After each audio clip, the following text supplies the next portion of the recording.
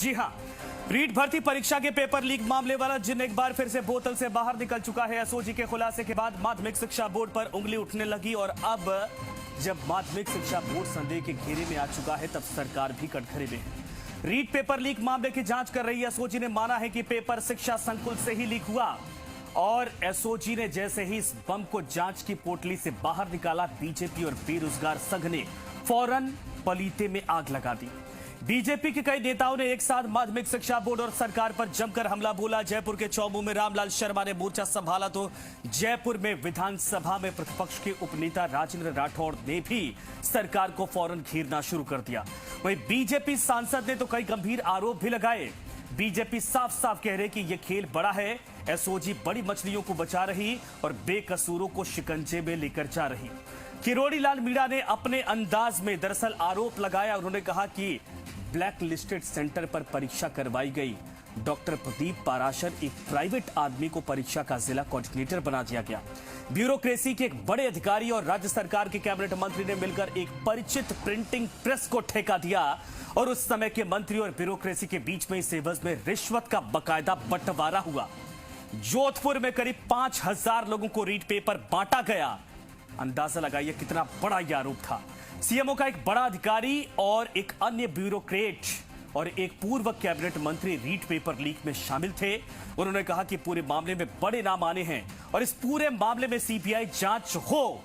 किरोड़ी लाल मीणा का यह आरोप बेहद गंभीर है। वहीं बेरोजगार संघ ने भी आंदोलन के लिए कमर कस ली है। उधर एसओजी की टीम माध्यमिक शिक्षा बोर्ड के दफ्तर के भीतर पहुंच गई और दस्तावेजों के जरिए सुराग तलाश रही। एसओजी के माध्यमिक शिक्षा बोर्ड के दफ्तर पहुंचने से बोर्ड अध्यक्ष बैकफुट पर है। उनके चेहरे का नूर काफूर है और कसते शिकंजे का खौफ साफ तौर पर देखा जा सकता है। और अब सफाई पेश कर रहे सवाल वही कि लाखों अभ्यर्थियों के भविष्य से खिलवाड़ करने वाले क्या बेनकाब हो पाएंगे और क्या उन्हें उनकी सजा मिल पाएगी या फिर ये सब एक बुलबुले की तरह खत्म हो जाएगा। रिपोर्ट देखिए, चलेंगे सीधे सवालों पर।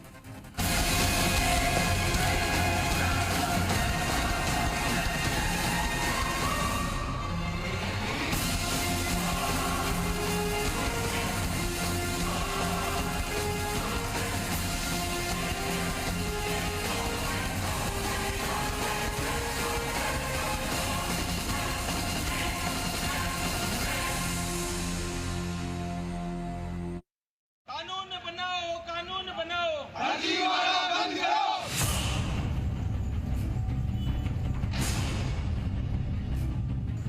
रीट पेपर परीक्षा लीक मामले में एक नया मोड़ आ चुका है।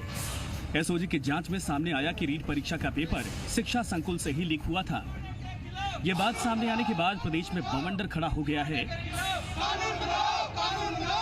बीजेपी माध्यमिक शिक्षा बोर्ड के साथ साथ सरकार को भी घेर रही है। बीजेपी का मानना है कि रीट परीक्षा फेयर नहीं हुई है, लिहाजा इसे रद्द करना चाहिए और साथ ही मामले की जांच सीबीआई को सौंप देनी चाहिए, क्योंकि एसओजी बड़ी मछलियों को बचा रही है और बेकसूरों पर शिकंजा कस रही है। बड़े मगरमच्छ आने वाले हैं, वहाँ जाकर एसओजी रुक जाएगी।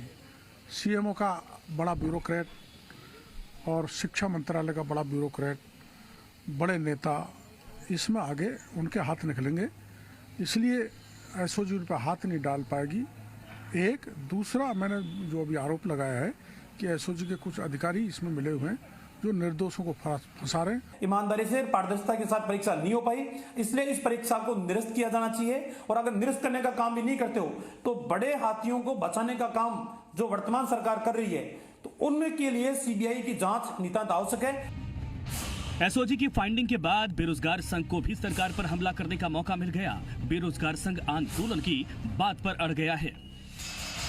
राजस्थान के युवा न भ्रष्टाचार, न पेपर लीक और न घूसकांड सहन करेगा। इंटरव्यू प्रथाओं को समाप्त करना होगा। तो तमाम मांगों को लेकर हमने विधानसभा घेराव का ऐलान किया है। उधर एसओजी की कार्रवाई लगातार जारी है। एसओजी की टीम माध्यमिक शिक्षा बोर्ड के दफ्तर पहुंचकर दस्तावेज खंगाल रही है ताकि पेपर लीक मामले की कड़ी को जोड़ा जा सके। एसओजी के माध्यमिक शिक्षा बोर्ड पहुंचने से बोर्ड के अध्यक्ष डीपी जारोली बैकफुट पर हैं और सफाई दे रहे हैं। जांच में जो एक्यूज थे वो पकड़े गए और पकड़े गए तो उन्होंने जैसे कहाँ से बुकलेट ली, क्या ली, तो वो सारे डेटा लेने हमारे पास आए कि किस केंद्र पर रिजर्व में कितनी कितनी बुकलेट्स थी, कहाँ कितनी थी, कैसी थी और कहाँ से निकली है। तो वो चीजें यहाँ लेने आए, पता करने आए, तो उनको दिखा दिए हमने।